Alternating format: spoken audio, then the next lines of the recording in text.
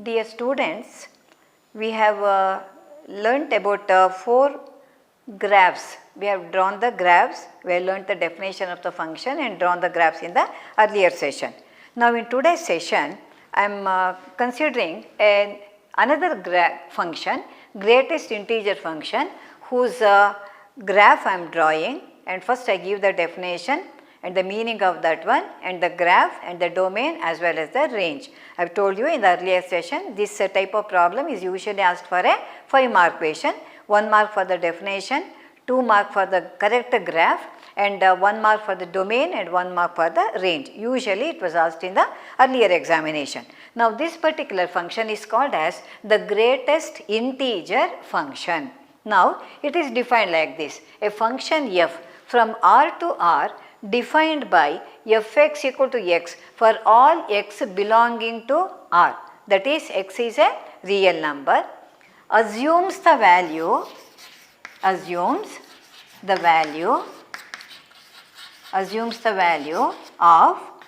an integer,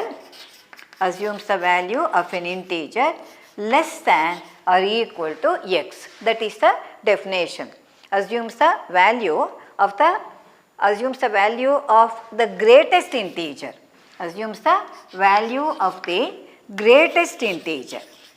That is important. That is why we call it as a greatest integer function itself. Assumes the value of the greatest integer less than or equal to x. Now, this is called as the greatest integer function.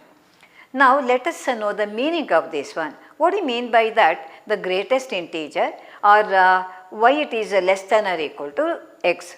Now, by considering x being a real number means it can be any type of number, it positive, negative, integer, rational, irrational, you know that it can take any real value. I will give an example, then the idea becomes clear. What do you mean by that? The greatest, it assumes the value of the greatest integer less than or equal to x. So, for the definition you have to write in full like this, a function f from R to R defined by fx equal to, write it like this, x belonging to R assumes the value of the greatest integer less than, write it in words only, less than or equal to x, is known as the greatest integer function. Understand? Now, let us know the meaning of the value of the greatest integer. Suppose the number x is say 3.15. Then how do you write this one? F of x would be, it is f of x or f of 3.15 would be, first write like this. It has to be enclosed in a pair of square brackets only. Now, you know that in this number there are 2 parts. 3 is the integral part, 0.15 is the decimal part. Here we are considering only the integer, the greatest integer. That means that, see in this one, that is the meaning of this one, assumes the value of the greatest integer either less than or equal to x. Now what is the integral part of this one? It is equal to 3. So the value would be equal to 3. Here it is less than, you observe the number is 3.15. But you know that the integer 3 is less than 3.15. Suppose I take x value to be equal to exactly 3, that is f of 3 would be, it is 3 and it would be 3 only. There this equality comes into picture. So if the number is 3 point something, it would be less than 3.15, less than x. If it here I have taken the integer itself, that is image of 3.15 is also 3, image of 3 is also equal to 3. 3 point anything, all those infinite real numbers will have the image to be 3 only. It may be only an integer or it may be having the decimal part. So this is the meaning of the greatest integer function. So when you use this particular function, this takes the value, assumes the value means it takes the value of the greatest integer, which would be either less than that number x or it would be exactly equal to x. When it would be exactly equal to x? When the given number is the integer itself. need not be always positive. It applies to the negative numbers also. Negative real numbers, positive real numbers. So 3 point something. Suppose I am taking x to be equal to 4.001. Then what would be f of x equal to? This is 4.001. Okay, 001, it would be equal to 4. Suppose the number is 4 itself, f of 4, that is also equal to 4. So in this case this was x. So 4 is less than x. Here this is x, here 4 is equal to x. So that is the meaning of that one. That is, we consider here, generally we can say that we consider only the integer. We consider only the integer. Which integer? The greatest integer in that particular number, the greatest integer, either it would be less than the given number x or it would be exactly equal to x. When do you say it is less than? When the number is having some decimal part also. If it is purely an integer, only an integer, then automatically it would be exactly equal to that one. That is the meaning of the definition of this particular function, which is called as the greatest integer function. Now next, let me before coming to the graph part of that one, let me consider the domain. What is a domain here? Domain, as you know, you can give any real value for x. X takes any real value, therefore it is the set of the real numbers. So are you right? Set of real numbers, isn't it? So the domain, because all of them are real functions only, the domain is the set of the real functions. Now what can be the range of that one? See, just now I told you that whatever may be the value, we take only the integral part of that one. Whatever integer that is present, it may be 0, minus 1, minus 2, minus 100, minus 1 lakh, or it may be plus 1, plus 2, plus 3, plus 100, plus 1 crore. Okay? Whatever may be that one, any real number you can consider, either negative or positive, sign is not important. Any real number you consider, irrespective of the sign, whatever may be the integral part of that number, that will be taken into consideration. So this function takes only the integral values. It won't take any other value. Even if the number is having the decimal part, that decimal part will not be taken into consideration. The function assumes only the integral value. Only the integral value. Therefore, all the images of all the real numbers would be only integers, isn't it? Only integers. It cannot take any value.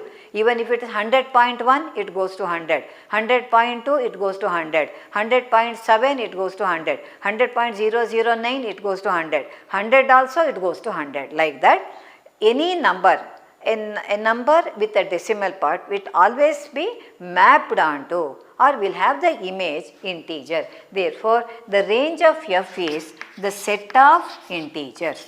It can take 0 also. Naturally, how do you write this one? The the standard set is Z, that is a set of the integers. So write the definition correctly, you get 1 mark. Then write the domain and the range, you get 2 marks. Now let us come to the graph part of that one. Look here, before drawing the graph now, you just consider. See, suppose x is lying between 0 and 1. X is the, I'll consider the graph before drawing this one. See, this is origin, x axis and y axis. Now, you take any number between 0 and 1. See, that is 1, 2, 3. 1, 2, 3. Here, minus 1, minus 2, minus 3. Okay. Now you take any number between, see between 0 and 1 you can consider infinite number of real numbers. Okay. See here 0.1, 0.2, 0.3, 0.4. I am taking only simple real numbers. 0.1, 0.2, up to here you can take, consider. See, that is 0.1, 0.2, 0.3, 0.4. All of them will have the integer 0 only. Up to 1, 1 is not included here. So you can clearly observe that it is strict inequality. So it is a closed open interval. 0 closed, 1 open here, close open interval. So, for any x lying between 0 to 1, any between lying between 0 to 1, 0 included, 1 excluded, then what would be the value of that one? It is f of x would be equal to 0. So, 0 to 1, any real number, I am not saying only any real, 0 to 1, any integer not possible, any real number you consider, however small that may be, 0 to 1, it will always be having the value 0. Similarly, suppose it is like this. If the number lies between 1 to 2, 1 included, 2 excluded. So, here 0 to 1, see if you draw like this, here to here, it would be 0 to 1, the value 1 is not included. So, this is the starting point. Next, 1 to 2, any number lying between 1 and 2, here also I have to mark here 1, 2, 3 on the negative side also, minus 1, minus 2, minus 2, like that.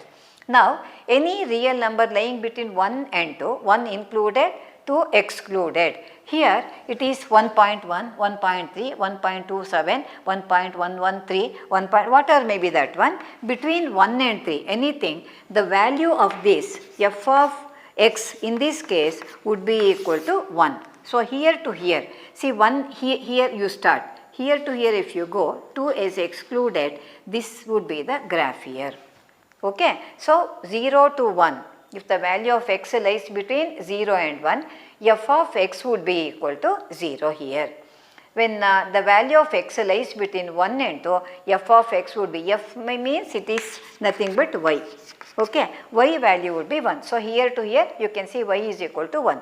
Similarly, if x lies between say 2 less than or equal to x less than 3, then 2 point something, that is here to here, 2.1, 2.2, 2.3, 2.7, 2.999, whatever may be that one, it would be the value of fx or y is equal to fx will be equal to 2, that is 1, 2 here. So, here above you write like this. Okay, this starts from here. So, we see that it is not a continuous graph. So, one part is like this, here. Similarly, you can go on the negative side also. Suppose the number lies between minus 1 less than or equal to x less than minus 1, I will write again, minus 1 less than or equal to x less than 0, that is here to here on the negative side. Then what would be y is equal to fx? Y equal to fx would be equal to minus 1. So, y is minus, this is x, no, y is minus 1 here. So, it would be in that case, no, it takes like this. You have to write a small circle without shading. Similarly, you can go on writing like this. So, it takes the shape like this. Now, this would be the graph of that one. So, like a ladder you can take, look, it looks like steps here, isn't it? So, this is the graph of the function, the greatest integer function. And how do you find out this one? Here, by considering the different values for x here, we take the different intervals here. Usually you take it as closed open interval, then the idea becomes clear. So, if you write that one, to draw the graph of that one, if you give 1 or 2 examples I have given here, generally you can write like this.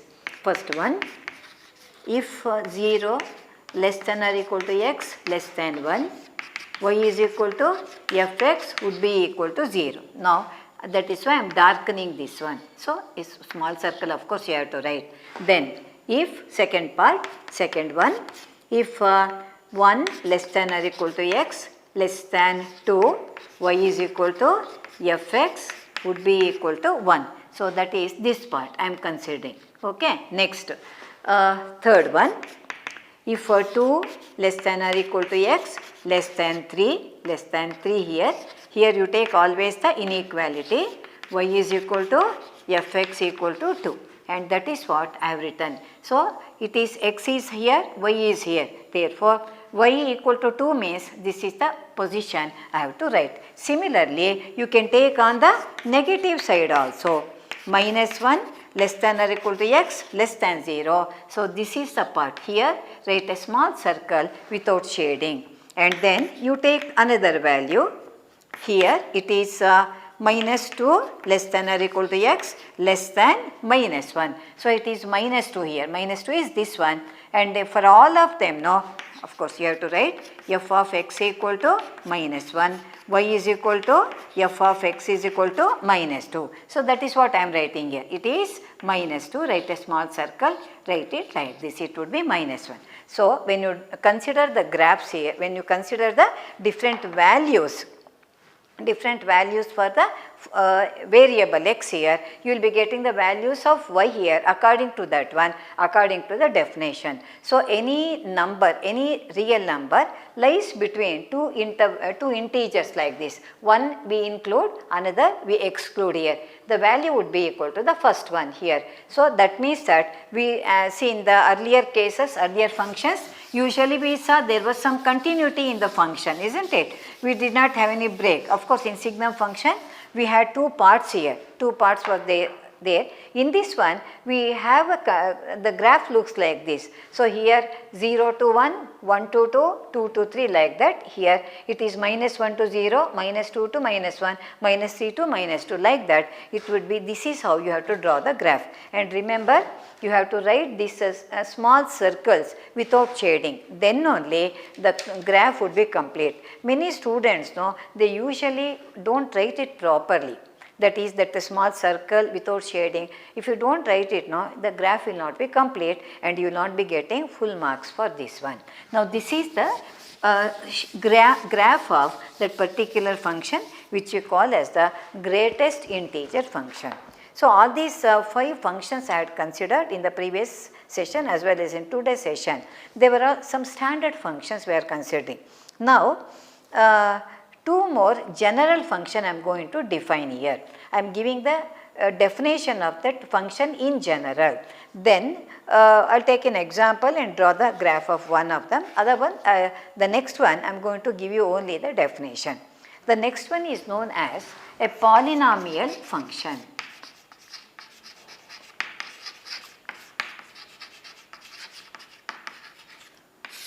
A polynomial function.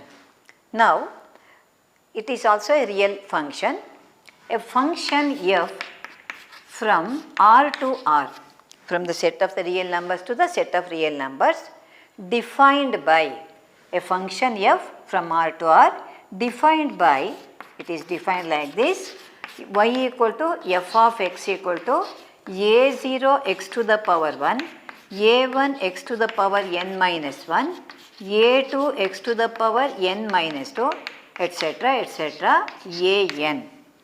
Now, in general I am writing, I am not giving a particular example here, a function f from the set of real numbers to the set of the real numbers defined by y equal to fx equal to a0 x power n, a1 x power n minus 1, a2 x to the power n minus 2, etc., etc., an. Here n is a non-negative integer. N is a non-negative integer. That means it can take only the integral value.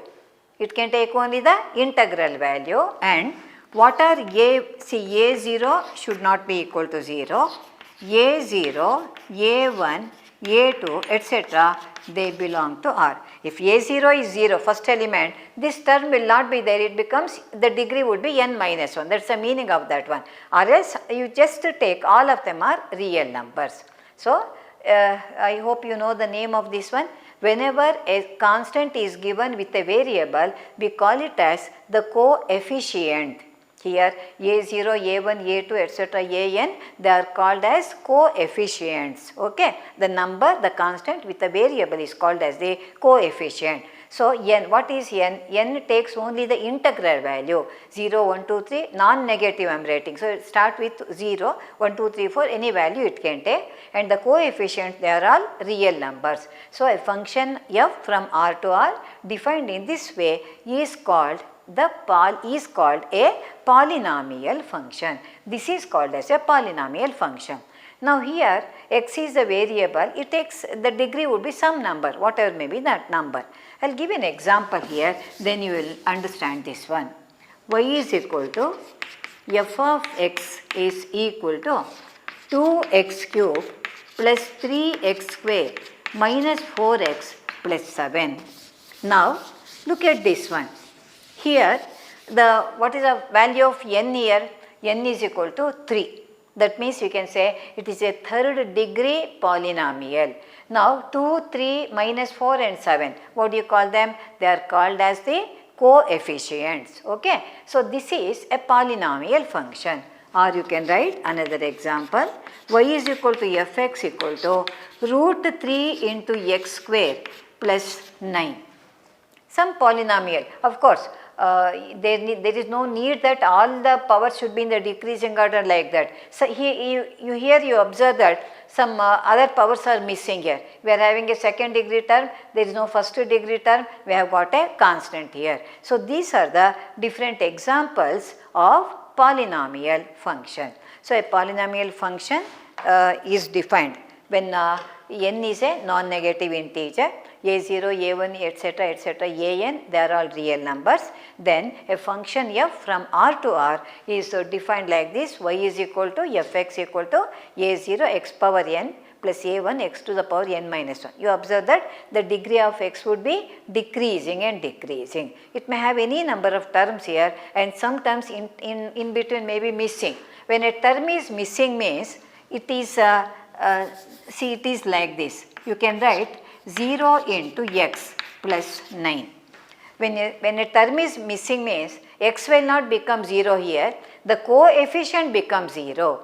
Do you understand? When the coefficient becomes 0, 0 into anything, that becomes 0. So, if a term is missing means x will not be 0, its coefficient would be 0. Now, these are called as the polynomial function. So, here I cannot see in the earlier standard functions where I draw the graph there, because they were standard functions. Here polynomial means it can be anything. I have already given you 2 examples, like that I can give you hundreds of examples. So, we cannot have a common graph for all the polynomial function. So, depending upon the function that has been given to you, you can draw the graph of that one. And what is the procedure to draw the graph? The one which you are following in your high school classes. What was that one? That is, you give about 5 values for x, then you get 5 values for y, you enter them in the form of a table, and then you mark those points in the graph sheet, then you join them with a smooth curve, and that would be the graph. So, it depends upon the particular polynomial function that has been given. Now, I just want to take an example, very simple example. Draw the graph of the polynomial function y is equal to x square. Of course, y is equal to fx equal to x square. Now, it's also a polynomial function, very simple one, having only one term on the right hand side. Now, let me give the values here. I just want to give about 4 or 5 values for this one, for x. Accordingly, I will be getting the 5 values for y also. 6 values you can give. It is left to your choice. Now, I give x equal to 0. When x is 0, what would be y? 0 square, that is 0. I give x is equal to minus 1. So, minus 1 whole square is plus 1. I give plus 1 whole square is also 1.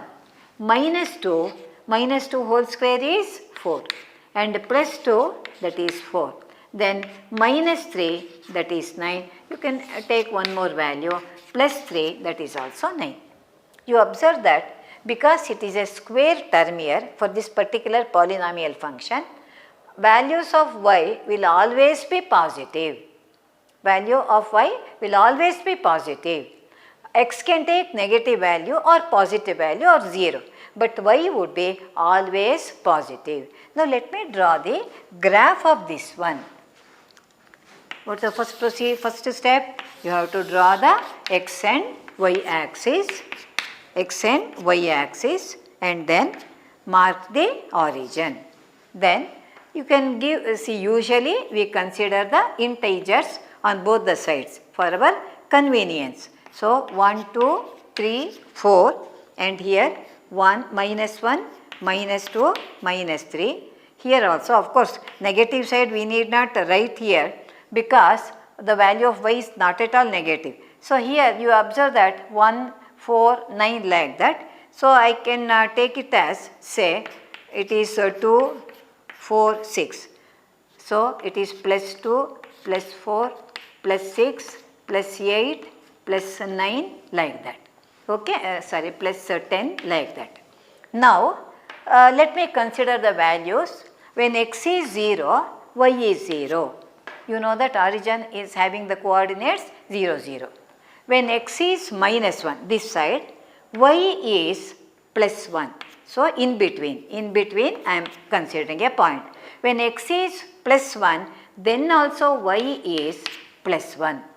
When x is minus 2, y is plus 4. So it is somewhere here. When x is plus 2, then also it would be plus 4 only. Similarly, when x is minus 3, this is 9. So it would be somewhere here. Similarly, when x is plus 3 also, it would be somewhere. So if you join this one,